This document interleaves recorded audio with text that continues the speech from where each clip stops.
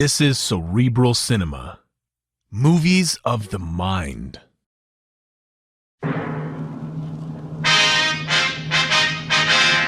Sound off for Chesterfield. Chesterfield. Low in nicotine, highest in quality, best for you. Chesterfield brings you Dragnet.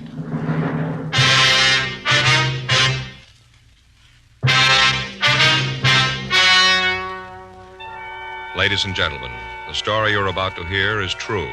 The names have been changed to protect the innocent.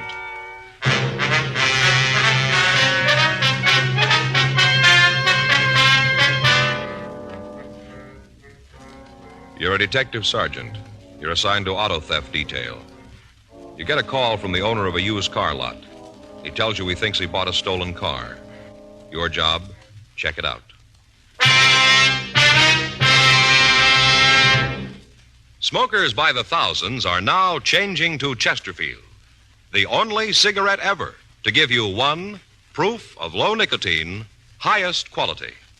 2, this proven record with smokers. No adverse effects to the nose, throat, and sinuses from smoking Chesterfield. Chesterfield, regular or king size, low in nicotine, highest in quality, best for you.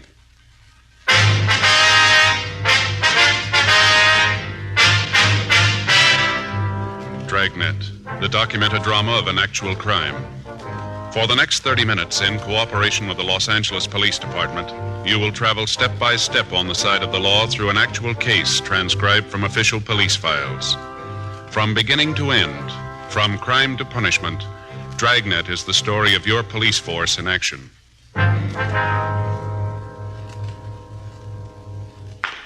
It was Monday, May 4th. It was warm in Los Angeles. We were working the day watch out of auto theft detail. My partner's Frank Smith. The boss is Captain Nelson. My name's Friday. I was on my way into the office, and it was 7:56 a.m. when I got to room 40. Auto theft. Is that you, Joe? Yeah. Hi. When'd you get in? Well, about 7:30. I woke up at 5. I couldn't get back to sleep. What's the matter? Oh, I'm sore, Joe. I don't think I could lift a pencil to make out a report today. Is that right? What happened? Baseball. Baseball. Yeah. I tell you something, Joe. I found it out yesterday. I ain't no Chuck Stevens. Is that right? Yeah. Yesterday morning, I got up early. Gonna do a little work in the garden. It was a beautiful day, you know. Felt real great. Uh-huh. I got out in the backyard. Gonna take it easy, listen to the ball game, you know. Easy day. Yeah. And about 10, that guy next door, Neil Radcliffe, came over. That's the fellow in the fire department, isn't it? No, Joe, that's Bud Hendricks in the fire department. Neil works for an insurance company. Yeah. Well, Neil's company is going to sponsor a team in the Little League. You know, kids' baseball team. Mm-hmm. I think I read something about that in the papers, didn't I? Yeah, suppose you did. They're pretty good, too. Mm-hmm. Well, Neil's got sort of a tryout yesterday, lined up for his team. Practice, you know. Mm-hmm. And he wanted me to umpire. Do you know anything about being an umpire? Well, Joe, sure I do. And besides, Neil figures since I'm a policeman, the kids will believe me. He had a little trouble with them himself last week. I always thought you had to go to some sort of a school to be an umpire. Well, Joe, you do for the regular leagues, but this was just a practice game. Neil's team and some kids in the neighborhood. Yeah. So I told him, sure, I'd do it. I changed my clothes, went out to the park with him. You know, I thought it might be good public relations for the police department. You know what they tell us. Being an umpire would be good public relations, huh? Well, Joe, the bulletins say get out, get around the neighborhood, know your friends and their kids. All right, go ahead. Joe, those kids are on the wrong league. What do you mean? They're murderers. Well, how's that? The way they play the game, baseball. I never saw such ball. Is that a fact? Yeah, I figured, you know, softball, underhands, kids pitching, be easy to call. Mm-hmm. Joe, it's regulation hardball. Just like that. Bases are a little closer, but it's just like the big leagues and the way those kids throw the ball. A couple of times there, I thought they were just kidding. I'd hear this thump, never see the ball. Thought the kid catcher would just hit in his hand, his glove, you know. And all of a sudden he'd turn around, there it'd be right in his mitt. Mm-hmm. Golly. Well, how'd you get so sore if you just umpired the game? You stood in one place, didn't you? While I was up in the game, yeah, but this team of Neil's was skunking the other kids so bad that we had a little reorganization. What do you mean, reorganization? Well, the end of the second inning, the score was 14-2, and I thought that was a little unfair to the neighborhood kids. Being the umpire, you certainly had the right to think it was unfair. Well, I got out and I told them what I thought, so I decided to play first base for him. You what? I played first base for him. With all those kids? Sure. Fun. I played 5 straight innings. That's what I was just going to ask you. Yeah. Finally, I had to quit. Could hardly move. Didn't seem to make any difference where I was, Joe. Those kids weren't there. They just ran me ragged. Yeah, well, maybe you better take it a little easy today, huh? Would you like the day off? No, not the day off, Joe, but, I'll take it easy. Faye rubbed liniment on my back all night. All over my arms and legs. Man, I'm sore. It even hurt to get dressed this morning. Mm-hmm. Well, what was the final score, anyway? Well, at the end of the second inning, it was 14-2 in favor of the Little Saints. You told me all that. It's Neil's team. 14-2. You got in the game and played. What did it end up with? I didn't even get one hit. You didn't? No. 3 times the bat, didn't even get a hit. Yeah, well, that's too bad. What was the final score of the game? Did you hear me? The final score of the game? Oh. Not the original score, but after you played 5 innings, what was the score, the total? I was just curious to know. Yeah. 46-12 when I left. That was at the end of the 7th. The Little Saints were up when I left. That was the other team's favor. Mm-hmm. The team you weren't playing on. Joe, don't rub it in. The other team had run through their batting lineup twice. The way they were going, I think they were going to have to call the game on account of darkness. They'd been up for over an hour. Only 1 out. They sound pretty good. Well, they may sound pretty good to you, but they're murderers. Joe, those kids grew up. There isn't going to be a ball club in the country that's going to have a chance against them. I never saw anything like it. Mm-hmm. I'm sorry I missed being there to see you play. I bet you are. It was pretty bad, Joe, really. Well, you'd never know it. Had me marked down for 10 errors when I left. Only 10. It wasn't 5 innings. Mm-hmm. I guess you got to be pretty bad to run up a score like that. Oh, I wouldn't say that. I was, Joe, though. I was pretty bad. Mm-hmm. I get it. Auto theft Friday. Yes, sir. Mm-hmm. Sure, we'll be right out. Want to give me that name again, please? Uh-huh, and that address. Fine. No, right away. Yes, sir. Friday. That's right. Right, bye. What do you got? Well, I don't think you're going to get much rest today. There's a used car dealer out on Washington Boulevard. Yeah? He thinks he bought a stolen car.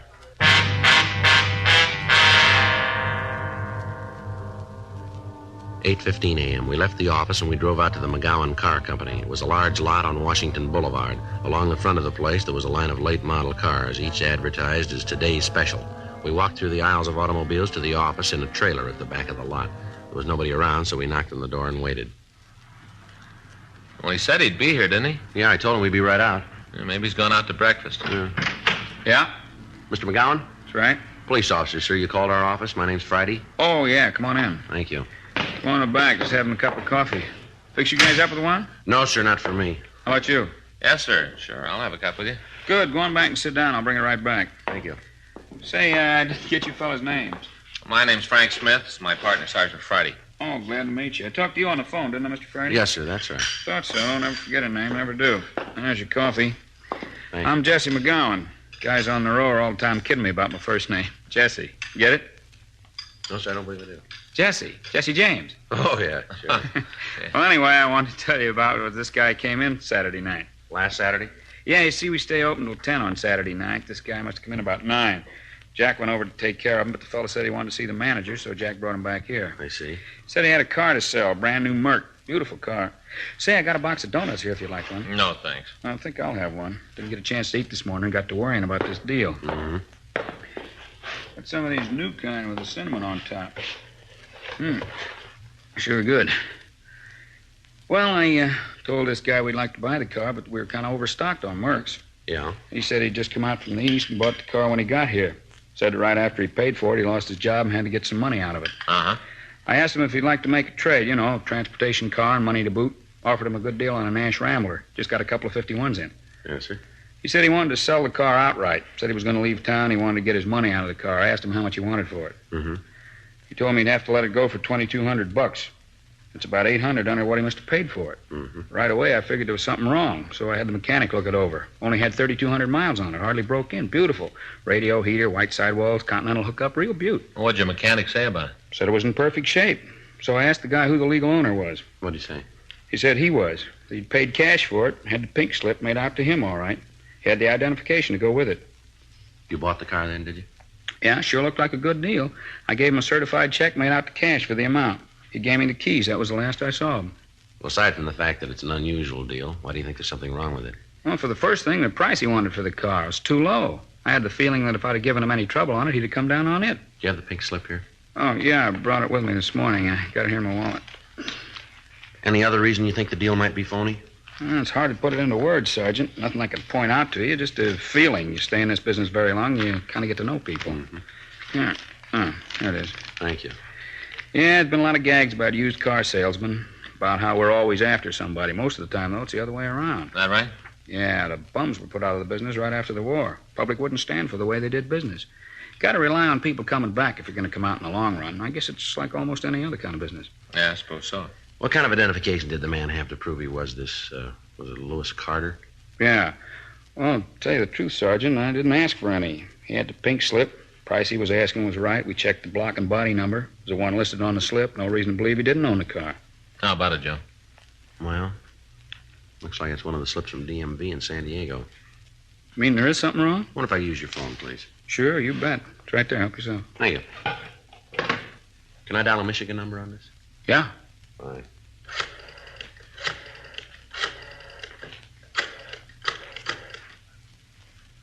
$2507, please.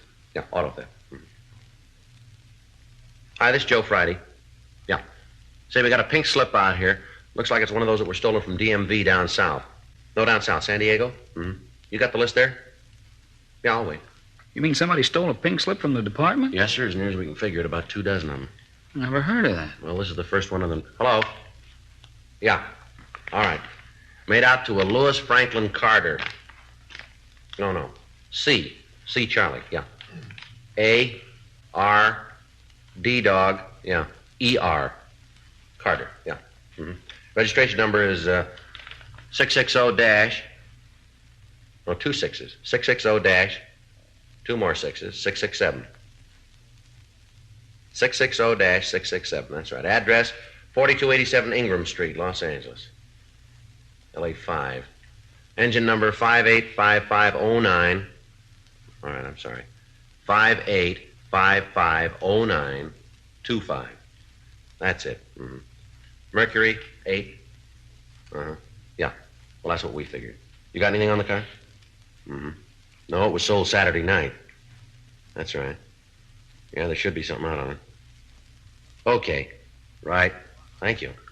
How about it? The car stolen? No report yet, sir. I got to call the bank. Now, you said you gave the man a certified check. Yeah, I got to stop payment on it. Ain't going to be easy either. He can cash it any place. Sure looks like I'm out $2,200. Well, it isn't likely he's been able to cash it by this time, sir. Maybe not, but I'll give long odds that he's standing in line when the door's open. I better give him a call. Hope somebody's there. Well, it's just 8:25. Yeah. Probably a little early. Yeah. Doesn't sound like anybody's there yet. Well, keep trying. I got to get that check. See what I mean? What's that? About the jokes. Now, we're the ones always trying to get away with a fast deal. No such thing. Take this one, for instance. Yeah? I bought the car in good faith. Paid cash for it. Gave the guy just what he asked for. Well, not quite, sir. Huh? You get a little more than that.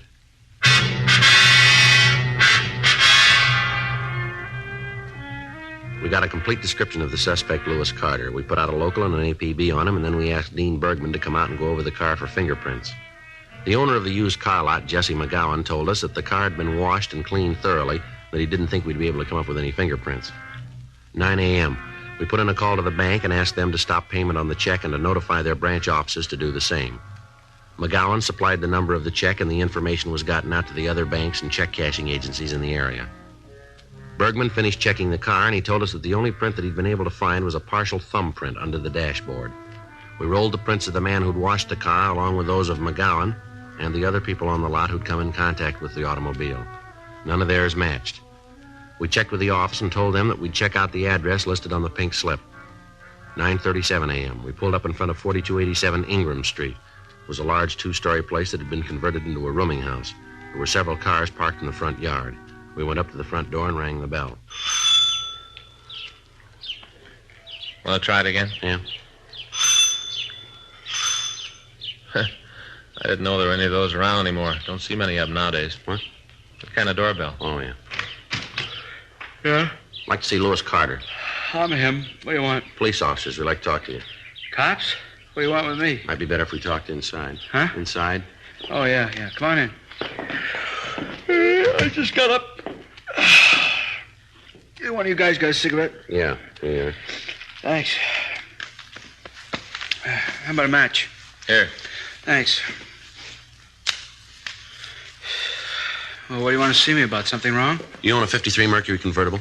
Yeah, why? You know where it is? We should be out in front. Why? You leave the keys in your car when you park it? Once in a while I forget it, yeah. Look, I don't know if it's there now, though. Your car's been stolen, Mr. Carter. Huh? Your car's been stolen. Well, wait a minute. Yeah, you're right.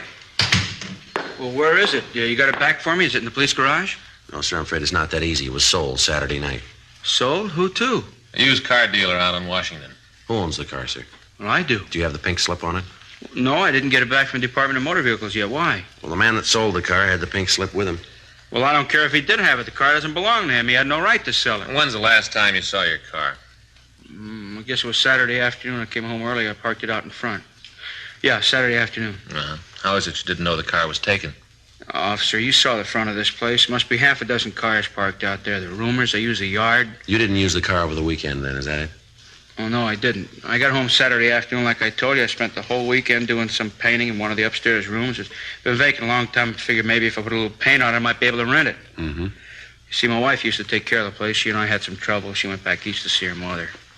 Seems like the house went to pot after she left, and we're really going to have trouble when she comes back and sees this mess. How many people do you have living here? 9. Mm-hmm. I'd like to have you take a look at this description, see if any of them fit it. You figure it might be one of them? Well, we'd like you to check the description, if you would. Okay. No, I'm pretty sure it isn't one of them. None of them match this. Wonder if you could give us their names. Oh, sure I can. Well, why do you have to have them? Just routine. Oh, yeah. Well, I can give them to you, but I'm sure they aren't mixed up in it. Yes, sir. The thing I can't figure is how he got the pink slip. It was stolen, sir. From the state? Yes, sir. Last month, someone broke into their offices in San Diego and stole 24 registration slips. How much you get for the car? $2,200? $2,200. Thing cost me over $3,000. Guy must be a jerk, huh? I don't know. It didn't cost him anything.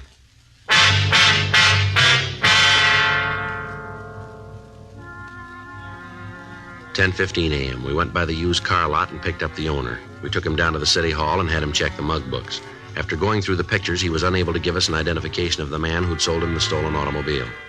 We checked the names of the people who lived at Lewis Carter's house. One of them had a record of arrest on charges of violation of Section 4127A of the Los Angeles Municipal Code. He'd served a short term in the city jail, and then he'd been released. His physical description, however, did not match that of the suspect we were looking for. 11:35 a.m. We had the used car dealer taken back to his lot, and Frank and I checked into the office. About the only thing we got working for us is the check. Yeah, hope they get the word out in time. He gets his hands on that money, and he can go a long way. I get it. Auto theft Friday. Yes, sir. Yes, sir, we did. Uh-huh. Right. That's right. Be there as soon as we can make it. Right. Bye. Well, he isn't going far. What do you mean? He's at the bank now.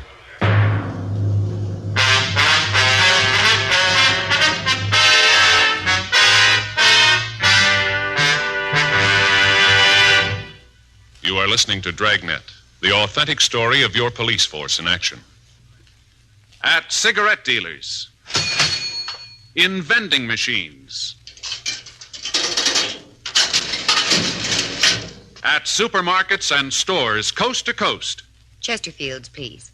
Smokers by the thousands. Yes, smokers by the thousands are now changing to Chesterfield, the only cigarette ever to give you 1. Proof of low nicotine, highest quality. Chemical analyses of the country's 6 leading brands confirm that. 2. The only cigarette ever to give you this proven record with smokers. Again and again, over a full year and 1/2, a group of Chesterfield smokers have been given thorough medical examinations. The doctor's reports are a matter of record. No adverse effects to the nose, throat, and sinuses from smoking Chesterfield. A responsible independent research laboratory supervises this continuing program. Chesterfield, the only cigarette ever with a record like this. Chesterfield, best for you.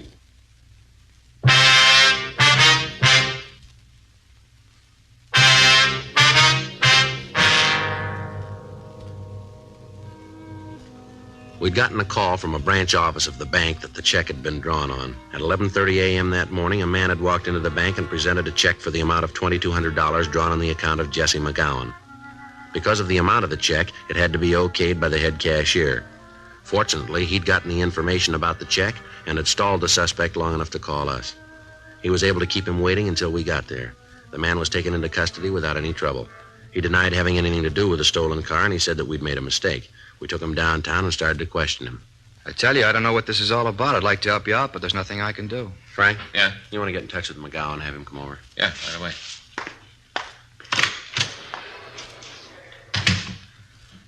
Do you want to tell me again where you got that check? It was against the law to have a check. I'd like to know where you got this one. I won it. Where?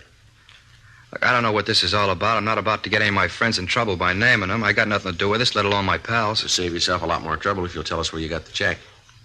All right, I won it in a poker game. Pretty high stakes. Yeah, we gave up kid games. Where'd you win it from? I told you I wasn't going to name any names. We're going to get them sooner or later, you know that. Not from me, you aren't. You build it any way you want. That's the way I figure it. When was this poker game? Saturday night. Where? I'm sorry, there's another one I can't answer. You been in San Diego lately? Not for a couple of months. When's the last time you were down there? I don't remember right off. It'll help if you can. What do you mean, help me? I got no trouble. You guys make a pinch while I'm trying to cash a check. I won the money. It was a payment for a debt. All I was trying to do was get my money. There's nothing wrong with that. There's nothing wrong. Why don't you tell us who you won the money from? And have you guys throw a beef at them? Nothing doing. I read where you fellas spend your time breaking up a game of old maid. It's a little more serious than that, isn't it? Well, maybe to you. I got no problem. All I got to do is sit tight. You keep believing that, mister. You keep acting like this, and you'll see what a problem you really got here. McGowan's on his way over, Joe. Who's McGowan? He's the man who wrote the check you tried to cash. Waste of time. You don't know me. We'll let him decide that. Go ahead. Have your fun. A couple of questions we'd like to ask you. Go ahead. I got nothing more important to do. Checked your name through our identification bureau. Came up with some mighty interesting things. Is that right? Yeah. Let me see, Frank. Here. True name Harold Drake, is that right?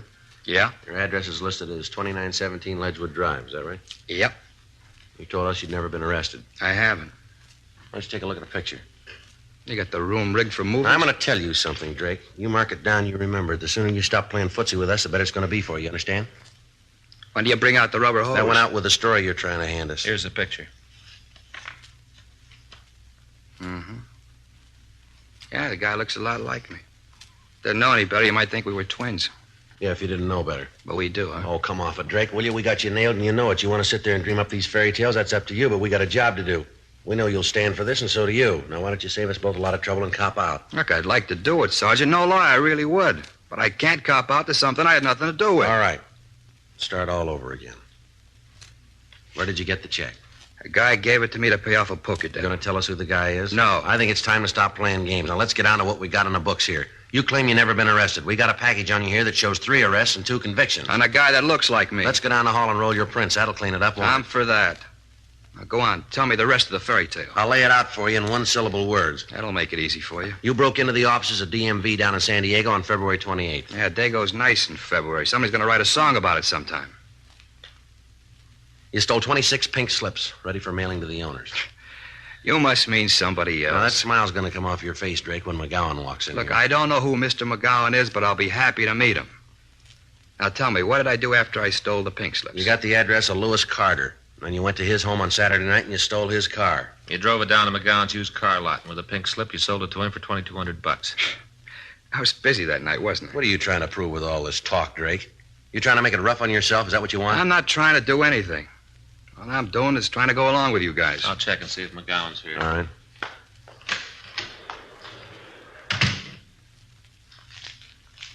Can I have one of those? Yeah, help yourself. Thanks.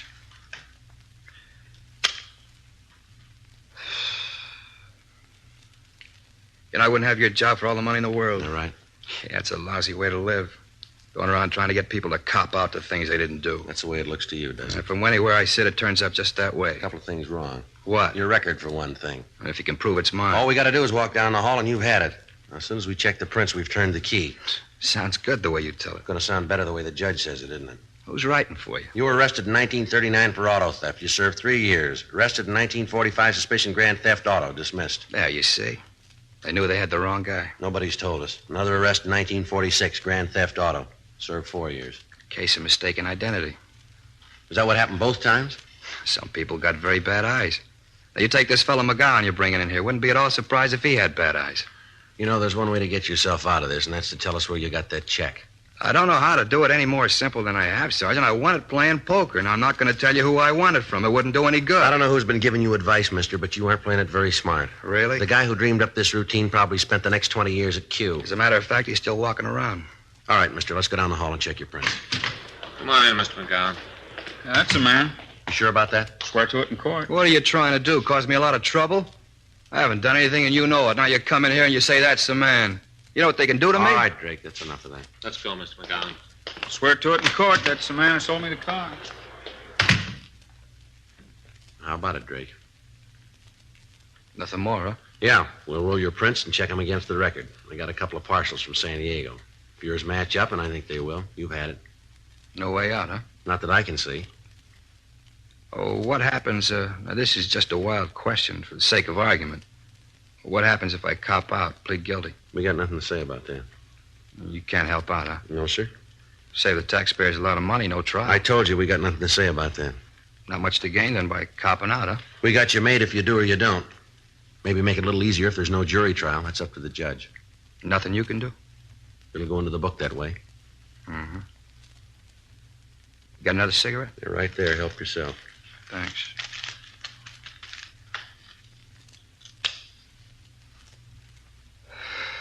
All right, let's go. Might as well get the prints and finish this thing up. Come on, Drake, get up. No hurry. Let me finish the I cigarette. said, come on, we got other things to do. Well, so have I. What? 1 to 10 years.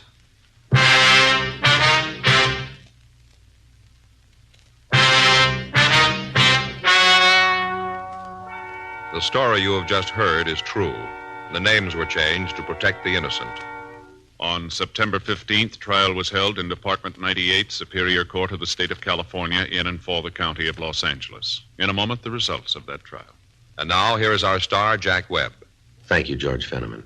Well, this is brief, but I think very much to the point. Chesterfield is the only cigarette that gives you proof of low nicotine, highest quality. That's what I want in my cigarette, and that's what you should look for in yours. Chesterfield, regular or king size, best for you. Try 'em.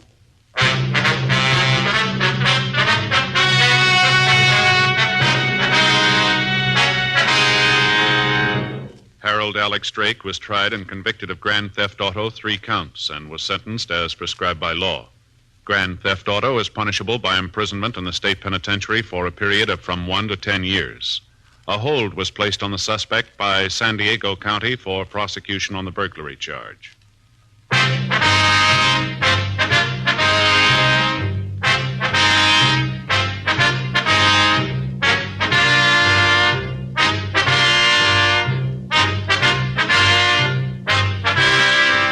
You have just heard Dragnet, a series of authentic cases from official files. Technical advice comes from the Office of Chief of Police W.H. Parker, Los Angeles Police Department. Technical advisors, Captain Jack Donahoe, Sergeant Marty Wynn, Sergeant Vance Brasher. Heard tonight were Ben Alexander, Herb Bygren, Jack Crucian, Herb Ellis. Script by John Robinson. Music by Walter Schumann. Hal Gibney speaking. Watch an entirely new Dragnet case history each week on your local NBC television station. Please check your newspaper for the day and time. Chesterfield has brought you Dragnet, transcribed from Los Angeles.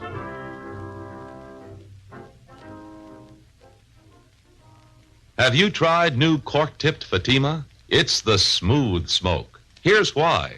New Fatima tips of perfect cork. King size for longer filtering, and Fatima quality for a much better flavor and aroma. Remember, Fatima has the tip for your lips. Try new Fatima. See how smooth it is. Fatima is made by the makers of Chesterfield, Liggett and Myers, one of tobacco's most respected names.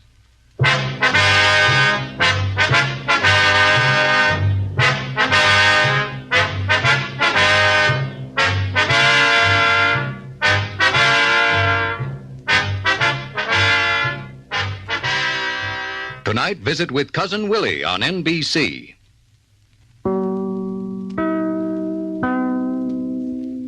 Cerebral Cinema hopes you have enjoyed this movie of the mind.